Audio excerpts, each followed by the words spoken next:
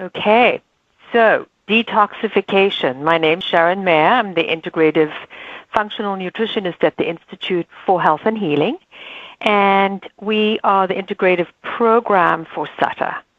So welcome. Detoxification is probably one of my most favorite topics, and it's one of my favorite things to do and support patients with. So let's start with this. In 1962, Rachel Carson wrote The Silent Spring.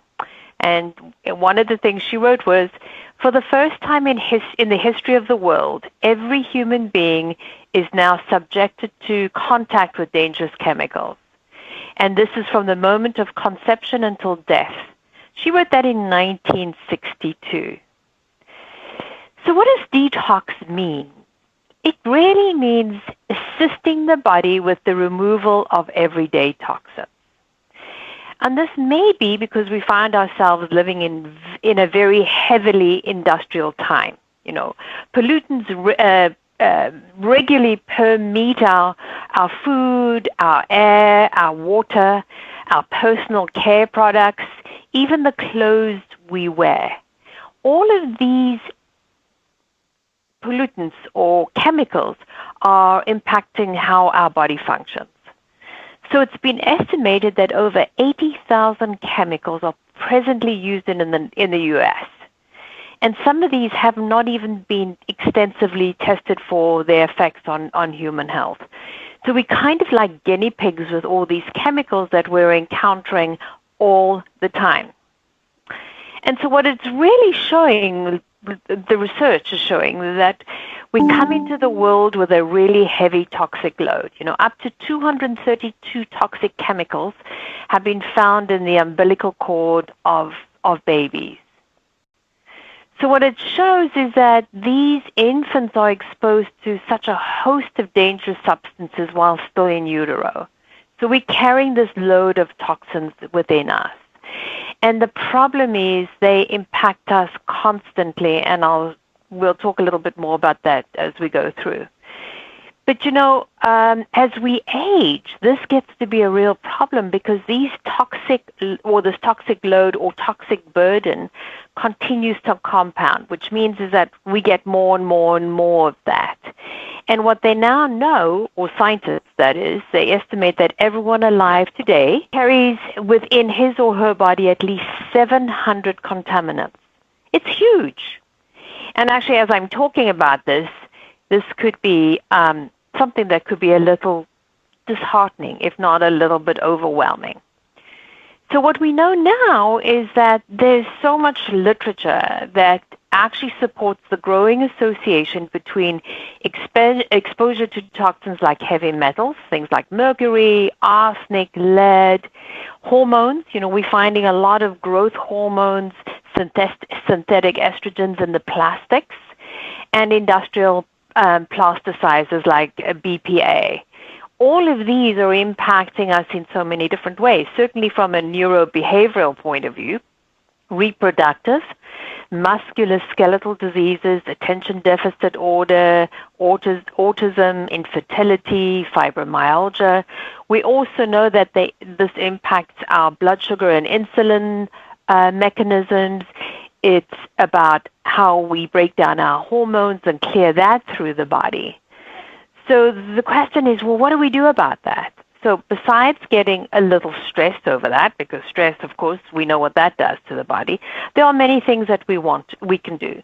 And the way we start to look at that is, how do we clear some of these toxins, or how do we support the body? And probably our biggest organ for detoxification or clearance is going to be the liver. And the liver is the largest organ in the body, and it carries out so many different important tasks. It filters bacteria from the blood. It's very much involved in the conversion of thyroid hormones. It helps to break down our nutrients or metabolize our nutrients from our food. It's involved with creating ketone bodies, and that's for energy. It produces substances for blood clotting. It stores our vitamins and our minerals, glucose and glycogen. It's involved in how we metabolize and break down protein. It produces cholesterol for hormone production and tissue healing. Remember, cholesterol is not the villain that it's been made out to be, but the liver produces cholesterol. It helps with producing bile, which is needed to digest fat and to absorb all our fat-soluble vitamins like vitamins A, D, E, and K. It's involved in hormone metabolism, breaking down those hormones and clearing them.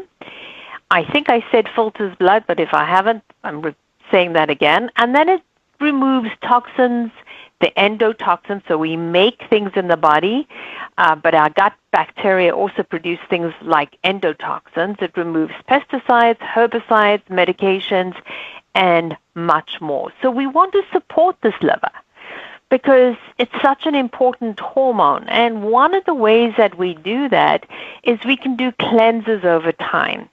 And I'll use specific protein powders that are specific for detoxification and cleanses. And I will also use some homeopathy. It helps to support both phase 1 and phase 2 of the detoxification mechanisms in the body, or pathways rather.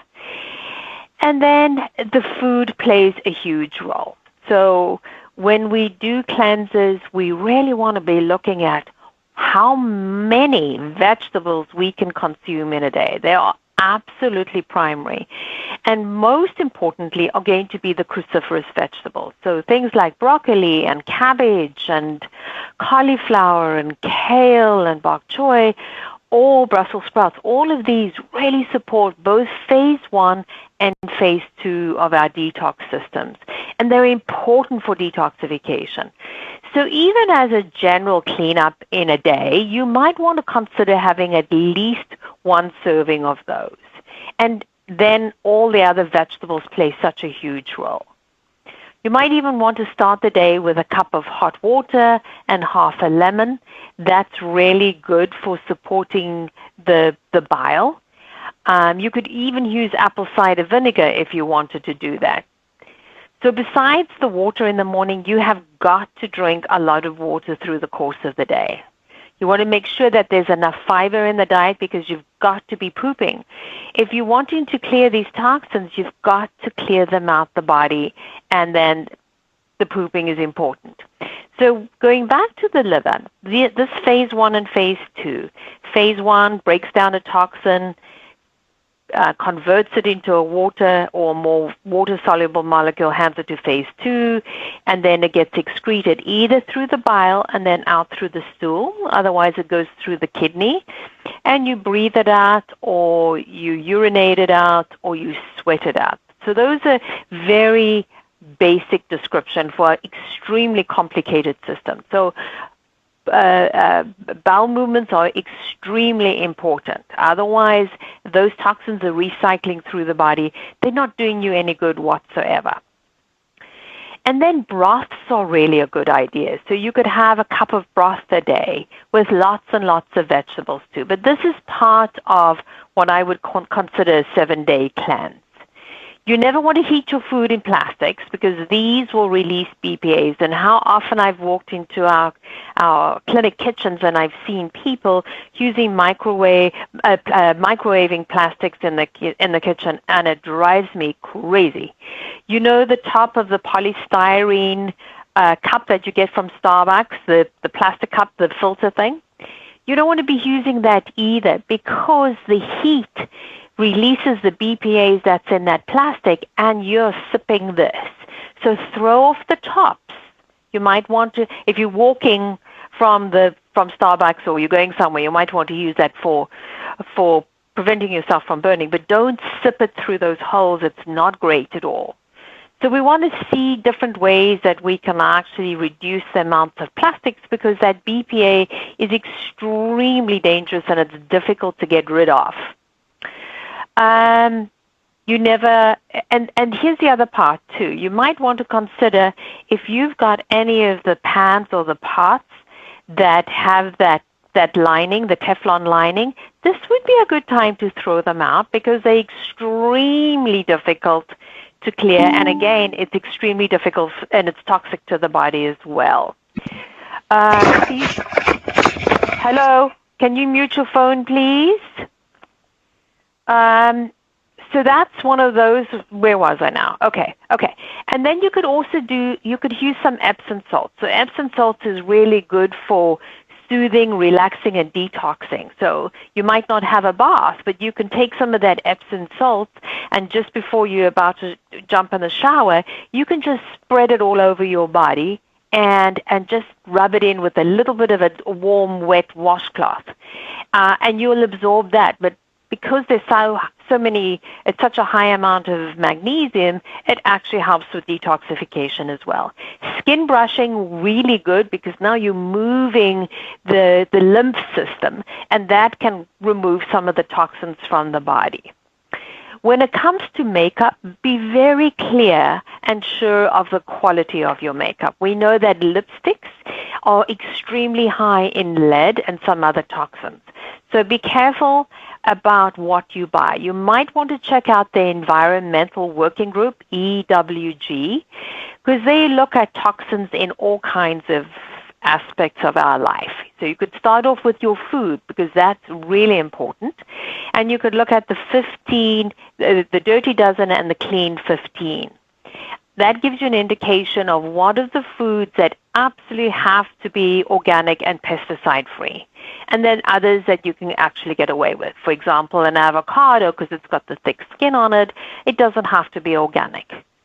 So check out the Environmental Working Group, because they've got, as I say, the Clean 15 and the Dirty Dozen, but they've got a slew of great information about cosmetics.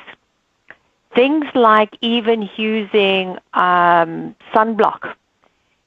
That stuff can be extremely toxic to the body if you're buying the ones that are really, really high in chemicals. And then they're not doing you any good. So look for better quality of those as well. When we do dry cleaning, if you're going to be dry cleaning your clothes, you might want to hang them outside for a while, because those chemicals from dry cleaning, we absorb them through the skin. And the same thing if you're using things like laundry soap. You want to be looking at the ones that are environmental friendly, because if you're using some of those laundry soaps, they're going to stick to your clothing. But plus, those chemicals are also going to be absorbed through things like your linen, your sheets, that kind of stuff. So you're absorbing all of this through the skin too. So the place to start off with detoxing is at home. Cut out and clean out all the chemicals. Use vinegar. It's a great cleaning compound. But there are so many of the others that you can buy now. There's Meyer's. I'm blanking on the names right now, but there's many of those that you can use. And it's just one. These are very small ways that you can detoxify, but it's something you can do daily, which will be really good too. Green juices are very good. So when we talk about green juices, they've got lots of chlorophyll in them, chlorophyll and the phytonutrients, so they support detoxification. And as I say, pooping is important, so you might want to be adding some fermented foods to your diet, or some fiber like some PGX or some psyllium, any one of those, but you want to get that out. And then the other thing is about getting outside without your shoes, allowing your bare feet to touch the ground, ideally on grass or dirt or sand, and just spend at least 10 minutes of grounding yourself in the world and with the earth. It makes a big difference as well. The other thing you can do is oil pulling. So oil pulling is an old Ayurvedic traditional practice. And you take a tablespoon of coconut oil. This is the first thing in the morning, before you drink anything, before you brush your teeth. It is absolutely, as soon as you wake up, get up, take a tablespoon of coconut oil. And what you do is you swish it around your mouth for 5. And if you can do 10 minutes, that would be great. I can just about manage 5. And you swish it around, and you pull it, and you push it through your mouth, through your teeth, and then you spit it out. But when you spit it out into the trash, not the sink. Because if you're using coconut oil, it can solidify a little later, and you will be calling in Roto-Rooter. But you want to be doing that, but it's really good because it supports the oral and dental health, and it really helps to remove toxins. So we do a lot of toxin clearing through the evening, early hours of the morning. The body's cleaning out, doing the cleanup. And so oil pulling can help pull it out through the mouth. Intermittent fasting is another way for doing some detoxification because it gives the gut some time to heal, and it supports autophagy. So autophagy means the general detoxification and house cleaning of every cell in the body. So when we have periods of time of not eating, which means is that the digestive system is not using all the energy in the body for digesting food, we can do proper house cleaning of all cells in the body. Now, it doesn't mean to say you need to do all of these things, but you could choose a couple of those things to do, and that's going to make a big difference to the body.